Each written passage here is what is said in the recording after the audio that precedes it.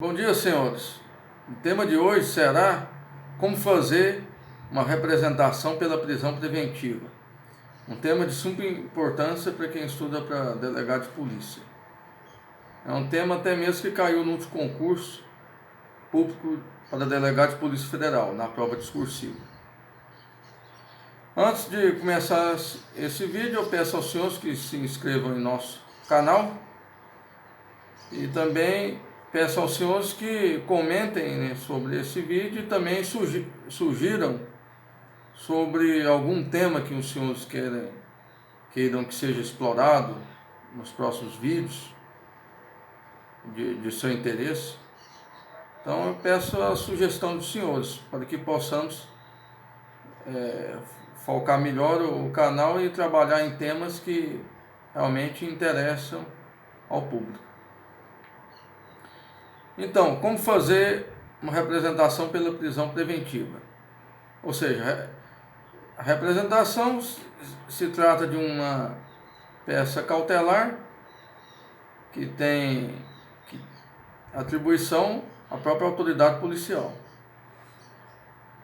Primeira coisa de uma peça prática é necessário o endereçamento, ou seja, para que seja fixada a competência.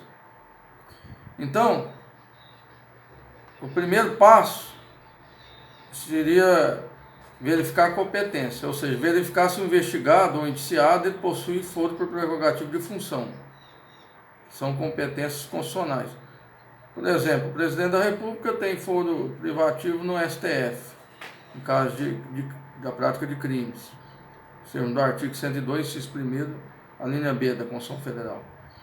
O prefeito, na prática de crimes comuns, também tem foro por prerrogativa no Tribunal de Justiça, nos termos do artigo 29, inciso 10. Então, o primeiro passo seria a verificação da competência, ou seja, se o indiciado ou investigado tem algum foro por prerrogativa de função. Por exemplo, se for um promotor de justiça que praticou um crime, ele terá foro por prerrogativa de função no Tribunal de Justiça. E é importante também, no caso da prática de um crime de deputado ou senador, que o foro por prerrogativa de função estabelecido na Suprema Corte só é fixado se o crime for praticado durante o exercício do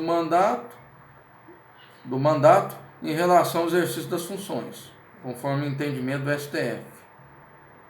No julgamento da ação penal 937, questão de ordem do Rio de Janeiro, o ministro Roberto Barroso, julgado em 3 de maio de 2018.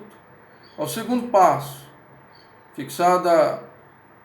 verificado se há ou não prerrogativa de função, o candidato deve verificar se há competência de alguma justiça especial, ou seja, justiça militar, justiça eleitoral, ou até mesmo a vara da infância e da juventude, se um adolescente praticar um ato infracional.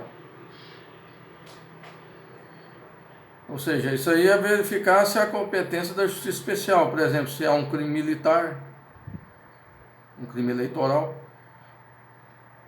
Em seguida, terceiro passo, seria verificar se há competência da Justiça Estadual ou Federal. A competência da Justiça Federal é fixada de forma taxativa no artigo 109, inciso 9 da Constituição Federal. Portanto, a competência da Justiça Estadual ela é subsidiada, ou seja, se não for competência da Justiça Federal, subsidiariamente será da Justiça Estadual. Então, o artigo 109 da Constituição Federal, em termos de competência criminal, o principal inciso é o inciso 4, ou seja, os juízes federais compete processar e julgar, inciso 4, os crimes políticos e as infrações penais praticados em detrimento de bens, serviços ou interesses da União ou de suas entidades autárquicas, empresas públicas, excluídas contravenções, ressalvada a competência da Justiça Militar e da Justiça Eleitoral, ou seja, esse é o principal inciso. Por exemplo, se um crime previdenciário afetar, por exemplo, o INSS, que é uma autarquia federal, seria da competência da Justiça Federal.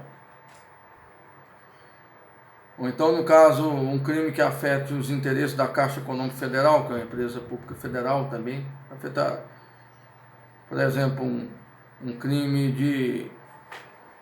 de fraude que acarretasse um prejuízo direto à Caixa Econômica Federal.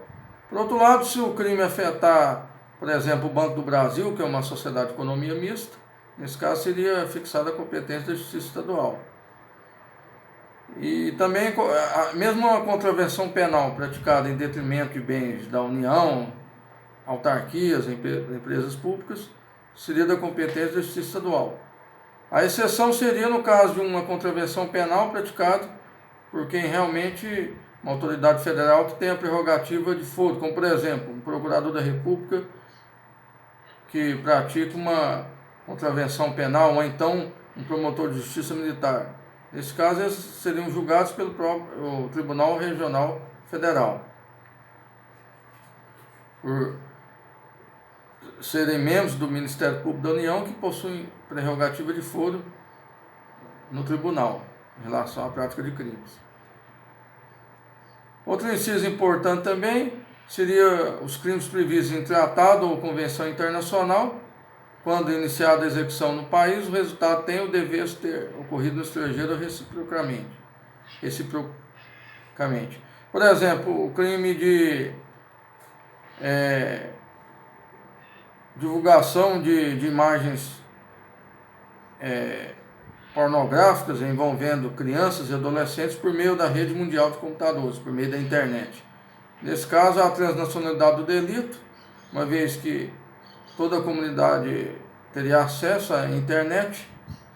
Então, nesse caso, como a transnacionalidade do delito, uma vez que o crime foi praticado por meio da internet, e há tratado do Brasil que tutela, como por exemplo a Convenção Internacional dos Direitos da Criança, que foi ratificada pelo Brasil, nesse caso é a competência da Justiça Federal, segundo o entendimento do STF. No caso do crime da pedofilia praticado pela rede mundial de computadores. Por outro lado, se o crime de pedofilia, de envio de mensagens pornográficas, for feito entre dois usuários por meio de rede social fechadas, sem que houvesse divulgação na rede mundial de computadores, nesse caso, como não há transnacionalidade do delito, a competência seria da Justiça Estadual. E o quarto passo seria fixação da competência da Justiça Estadual, ou seja, fixada a competência subsidiária da Justiça Estadual, é preciso que o candidato verifique qual for o competente para julgar o crime. Em regra, é o local da consumação do delito,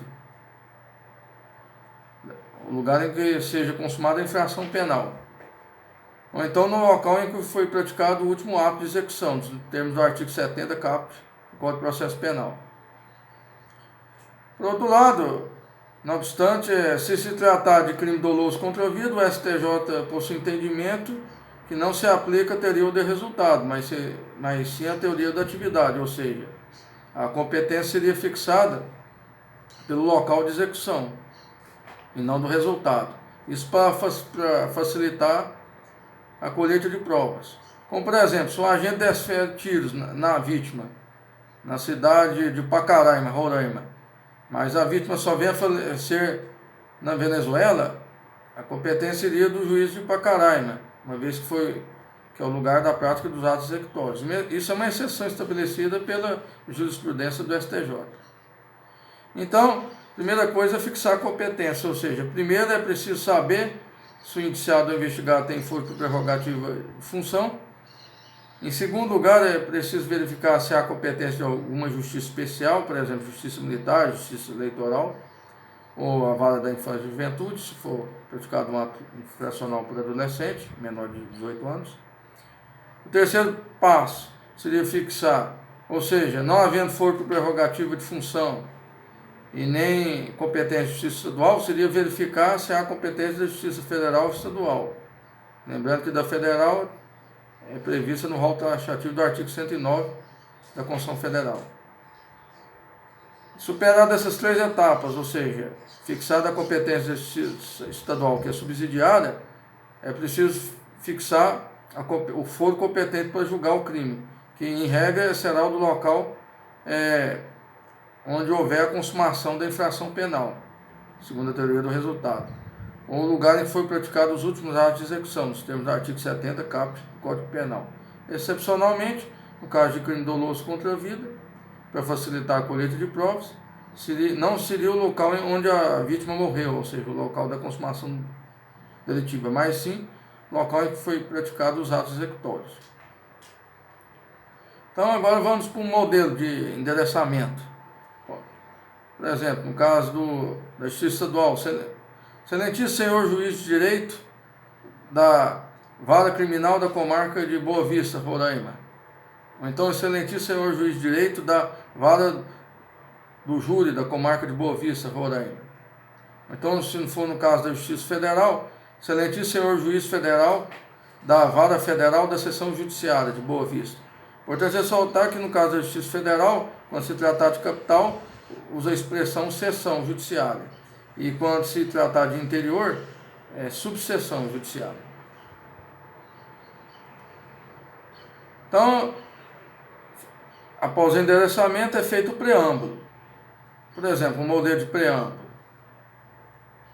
Por exemplo, a Polícia Civil de Roraima, pelo seu delegado de polícia, lotado em Boa Vista, Roraima, no uso das suas atribuições conferidas pelo artigo 144, parágrafo 4º da Constituição Federal, artigo 13, inciso 4, artigo 282, parágrafo 2º e 6º do Código de Processo Penal, artigos 311, 313, todos do Código de Processo Penal, artigo 2º, parágrafo 1º da Lei 2.830, consolidando, por exemplo, importante no endereçamento o candidato dizer que é com fundamento no inquérito policial, em anexo, no caso da representação pela prisão preventiva.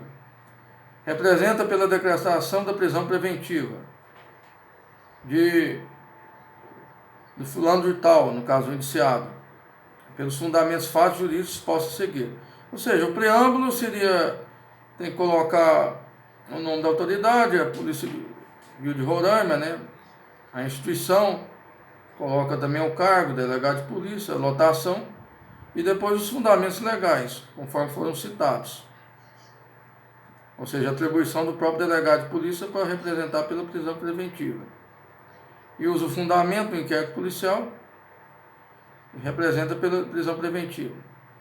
Então, superado o preâmbulo, próximo tópico seria, por exemplo, competência dos fatos.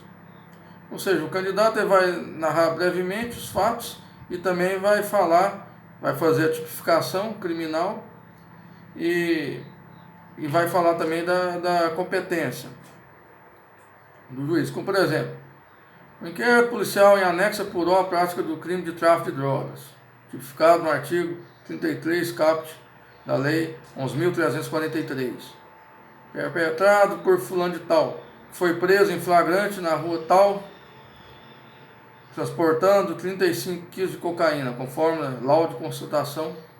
Então isso aí seria um resumo dos fatos. Quanto mais breve, melhor, porque o candidato precisa de linhas para fazer os demais fundamentos. Aí no segundo parágrafo, o candidato vai falar da competência do juiz. Com efeito, esse juiz é competente para apreciar o feito, porque o local da consumação delitiva foi nessa cidade. Ele cita entre parênteses, o artigo 70, caput do Código de Processo Penal. E não há transnacionalidade do delito que atrai competência para a Justiça Federal, bem como o indiciado não possui prerrogativo de foro. Ou seja, esperado esse tópico da competência dos fatos, o candidato vai passar para os requisitos cautelares. E no caso, esse seria o tópico 4. Quais são os requisitos cautelares? O primeiro, do fumus bonoris, ou fumus comitis delicti. Fumo comitis delicti é a prova da materialidade e indício suficiente de autoria, nos termos do artigo 312, caput do Código de Processo Penal. O candidato vai falar que está demonstrado pelo laudo de constatação preliminar da droga, florestais, e pelo depoimento de testemunhos e confissão do indiciado, os autos de prisão em flagrante, por exemplo. E nesse tópico do fumus comitis delicti, além da prova da materialidade de autoria, o candidato tem que falar que se trata, por exemplo, de crime doloso punido com pena privativa de liberdade superior a 4 anos. Por exemplo, nesse caso aqui ele vai indicar um dos fundamentos do artigo 313 do Código de Processo Penal. É importante ele também fazer essa referência. por exemplo. Se acha que doloso, punido com pena privativa de liberdade superior a 4 anos. Isso é um primeiro exemplo, né? E tem também as demais hipóteses. No artigo 313, que fundamenta também a preventiva. A residência do candidato em crime doloso. No caso, se o crime envolver violência doméstica familiar contra mulher, criança, adolescente, idoso, enfermo ou pessoa com deficiência, para garantir a execução de medidas protetivas de urgência também, seria outro fundamento.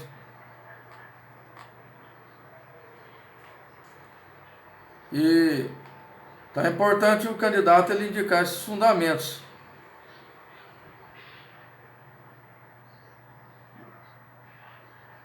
E também tem o parágrafo 1º do artigo 313. Quando houver dúvida sobre a identidade civil da pessoa, quando essa não fornecer elementos suficientes para esclarecer, devendo o preso ser colocado imediatamente em liberdade. Ou seja, esse outro fundamento será no caso que quando houver dúvida sobre a identidade civil da pessoa. Então, nesse Fumus Comicis Delicti, vai falar da prova da materialidade disso, de autoria, e também dos fundamentos da preventiva, como foi analisado aos senhores. Aí, superado o Fumus Comicis Delicti, o tópico 4.2 seria o periculo in mora, ou periculo libertatis. Ou seja, qual que é o risco da liberdade que oferece o indiciado ou investigado para a apuração dos fatos. A periculo in mora, por exemplo, está consubstanciado na garantia da ordem pública, pois que se o indiciado estiver solto até o final da instrução, há o risco iminente de reiteração delitiva, pois este se trata de reincidente, além da gravidade em concreto do delito praticado. Já visto que foi preso flagrante com 35 quilos de cocaína no centro dessa capital. Então, garantia da ordem pública, por exemplo, é o risco de reiteração delitiva diante da reincidência do investigado ou da gravidade em concreto do crime praticado. Importante ressaltar que a gravidade abstrata do delito não é fundamento suficiente para a decretação da preventiva, conforme o entendimento do STF e da própria lei. Então, o periculo in mora é o que? É a garantia da ordem pública, a garantia da ordem econômica, a conveniência da instrução criminal, assegurar a aplicação da lei penal. Esses são os fundamentos previstos no artigo 312, caput do Código de Processo Penal. Por exemplo, ademais, ainda há salvaguarda da conveniência da instrução criminal, porque o indiciado vem ameaçando testemunhas, bem como tentando destruir elementos de informação. Outro fundamento seria a conveniência da instrução criminal, quando o indiciado ou investigado esteja ameaçando testemunha, destruindo provas, com o intuito de prejudicar as investigações ou a instrução criminal. E outro fundamento seria assegurar a aplicação da lei penal. Quando, por exemplo, o indiciado está em local incerto ou não sabido, com o intuito de fugir do país, ou seja, quando o próprio investigado ele tem a intenção de se furtar da aplicação da lei penal, como, por exemplo, de fugir do país, ou, por exemplo, mesmo quando foi preso, ele consiga se evadir da prisão e desloca para um local desconhecido com o intuito de se furtar da aplicação da lei penal. Então, vencidos esses requisitos do Fumus Comicis Delicti periculo libertatis, o candidato deve falar sobre a proporcionalidade, 4.3. O que é? A proporcionalidade da perspectiva da vedação do recesso. Ou seja, só vai aplicar a prisão preventiva se as medidas cautelares alternativas previstas no artigo 319 do Código de Processo Penal não forem suficientes, no caso. Por exemplo, o candidato vai falar da adequação entre os meios e fins. Por exemplo, a prisão cautelar do indiciado é indispensável para a garantia da ordem pública, para assegurar a aplicação efetiva da lei penal e para resguardar a conveniência da ação criminal, por exemplo. Quer dizer, a proporcionalidade vai falar da adequação entre os meios e fins, da necessidade, ou seja, Ele vai falar que a preventiva ela não pode ser substituída por outras cautelares alternativas, que é a necessidade e também da proporcionalidade em sentido estrito. Ou seja, que é mais vantajoso manter o indiciado preso, porque se este se mantiver em liberdade até o final da instrução ou das investigações, ao risco iminente de reiteração delitiva, bem como fuga para o exterior e destruição de elementos de informação importantes. Então, candidato, proporcionalidade é o que? Adequação entre os meios e fins, necessidade, ou seja, a necessidade é o uso do meio menos oneroso, ou seja, no caso não é possível a aplicação das cautelares alternativas, e vai falar da proporcionalidade em sentido estrito, ou seja, que as vantagens da prisão cautelar superam as desvantagens em relação ao cerceamento de liberdade do investigado. Encerrado o fumo com mix delito, perigo libertatis e a proporcionalidade, ou seja, os requisitos cautelares da preventiva, o candidato vai falar sobre o pedido, que é a última parte da peça. E o modelo de pedido, diante do exposto, esse delegado de polícia representa pela decretação da prisão preventiva de fulano de tal, com devida expedição do respectivo mandato de prisão em seu desfavor. Sem a oitiva da parte contrária, inaudita altera a parte, após a manifestação do Ministério Público. Ou seja, é muito importante o candidato, no pedido, ou seja, na conclusão da representação, ele citar após a manifestação do Ministério Público, mostrando que ele realmente tem conhecimento do procedimento, ou seja, o juiz só pode decretar a prisão preventiva por representação do delegado de polícia após a manifestação do Ministério Público, que é o titular da ação penal pública. Ou seja, se o candidato esquecer dessa parte, dependendo do examinador, ele pode perder uma pontuação boa.